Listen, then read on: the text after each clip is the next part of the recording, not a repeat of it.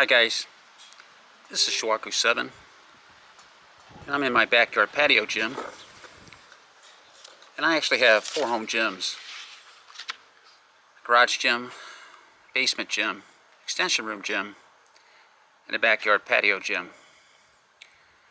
And this is because I had a health scare last year, which I almost passed out while driving my car down a highway.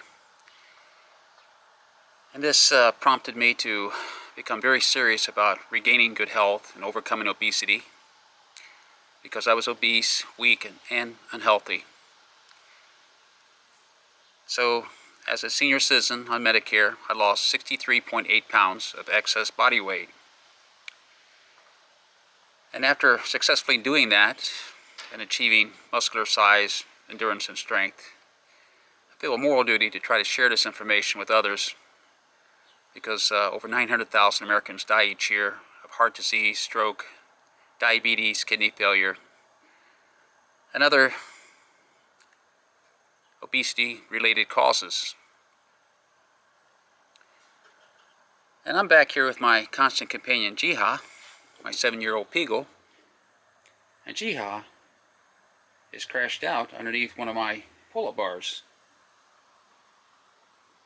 This is the base block Big Bar Plus, which is next to my Stamina PT 1690 pull-up station, which is next to my Con-Tren Toes Don't Touch the Ground pull-up station, which stands 101 inches tall. And I have many more pull-up bars in my basement gym and my garage gym, because I believe pull-ups are the best single exercise to develop upper body strength, along with dips. If you do those 2 exercises alone, you don't need to do any more upper body exercises. Today I want to do a product review. This is it. This is Serious Steel Fitness Resistance Band collar hooks, and it's a pair.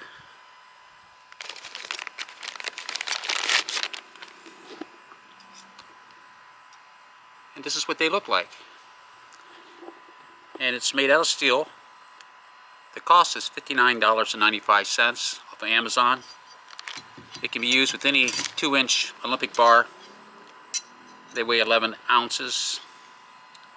And they're 1/2 inch thick. And they can accommodate up to a 4-inch resistance band.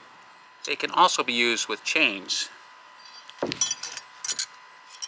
And if you use this on a barbell, you're supposed to place the collar hooks on before your weight plates, and that's for optimal security and to make it easier to add, remove, and adjust resistance bands. So this raises the issue: is why should you buy resistance band collar hooks?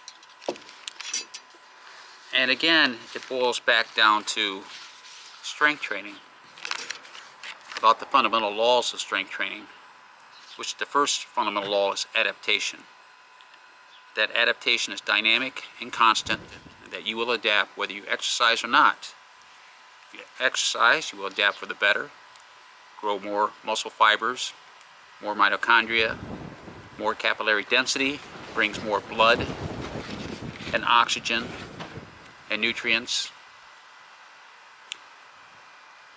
to your cells, which promotes both growth and strength. And also the law of muscular overload,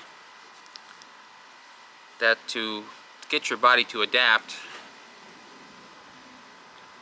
you must overload them with more tension than what they're used to.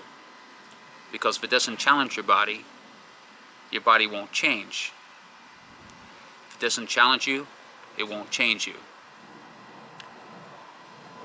And the third law is the law of muscular accommodation. And muscular accommodation refers to that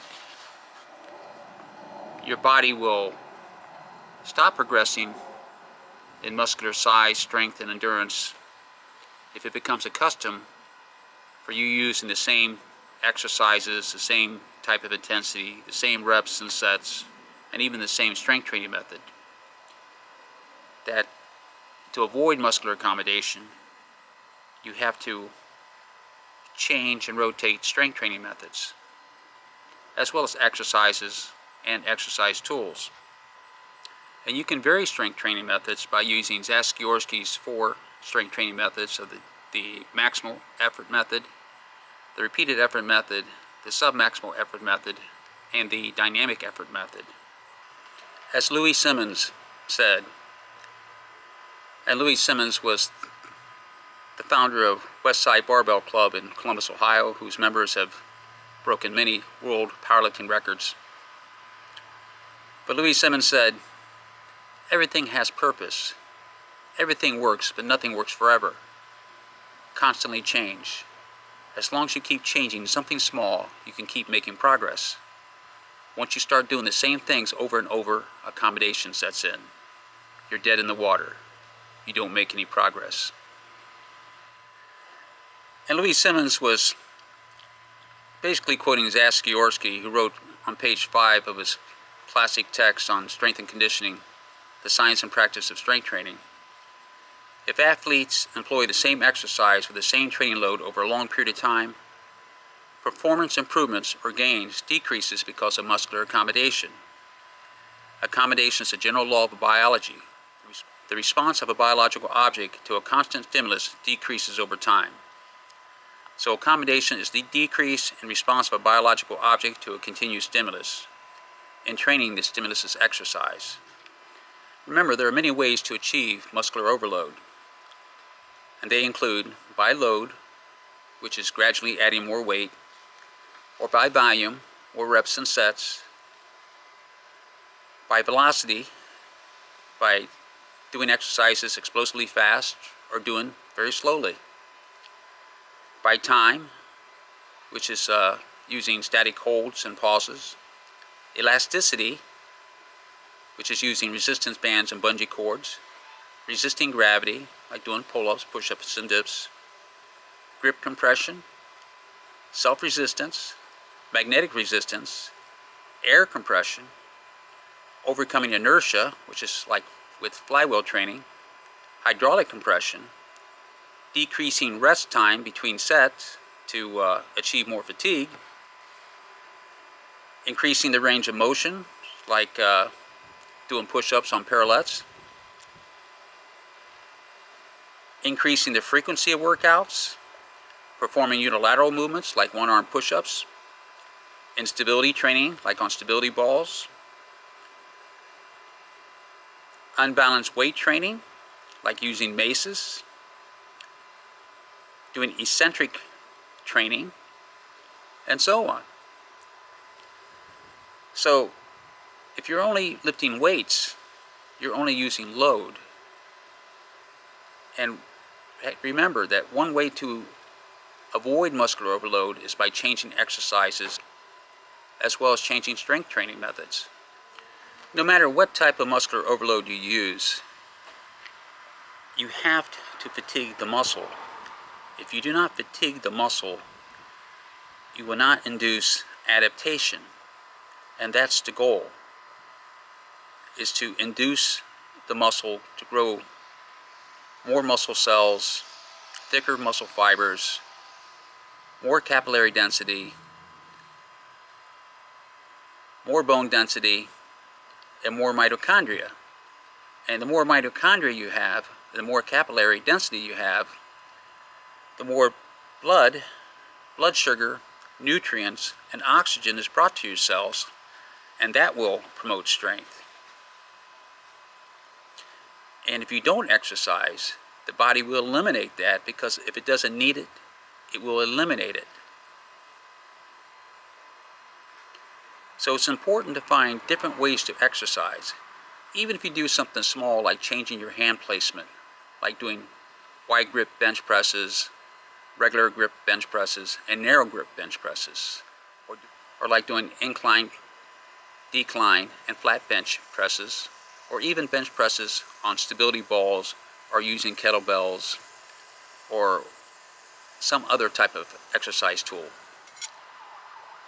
So these resistance band collar hooks provide a different way to achieve muscular overload by elasticity or using resistance bands.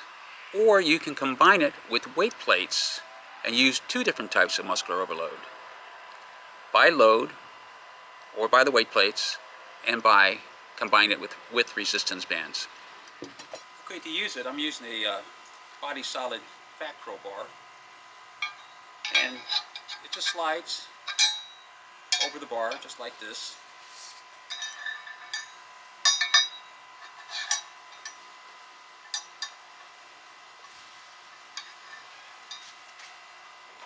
And this connects to your resistance band.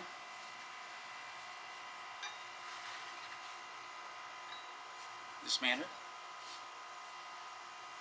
So it looks like this.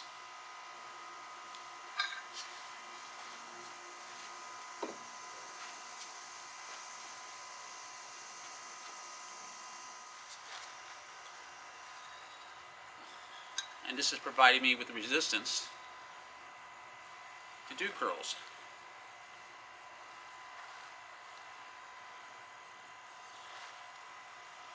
And if I want to use this with weight plates,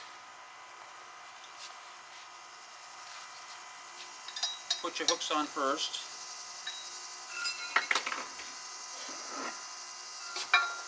Then your weight plates.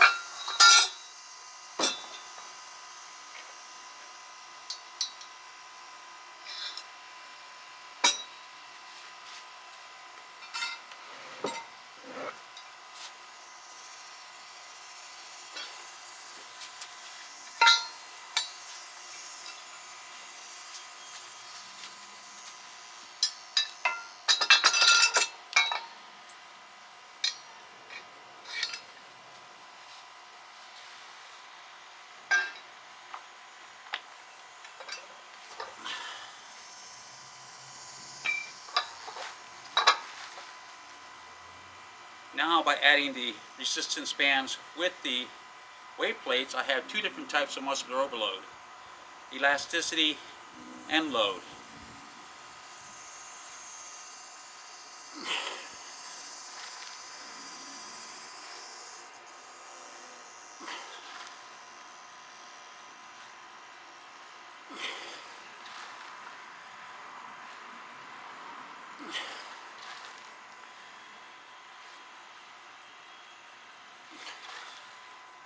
And there you go.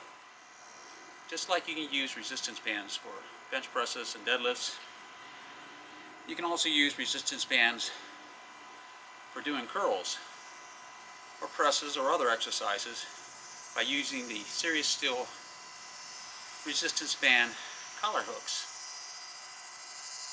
And this is a way to prevent muscular overload, and for that reason alone it's worth having. Okay, that's all for this video. Please like, subscribe, and hit the bell notification so you'll be notified when I create and upload more YouTube videos. And as always, thanks for watching.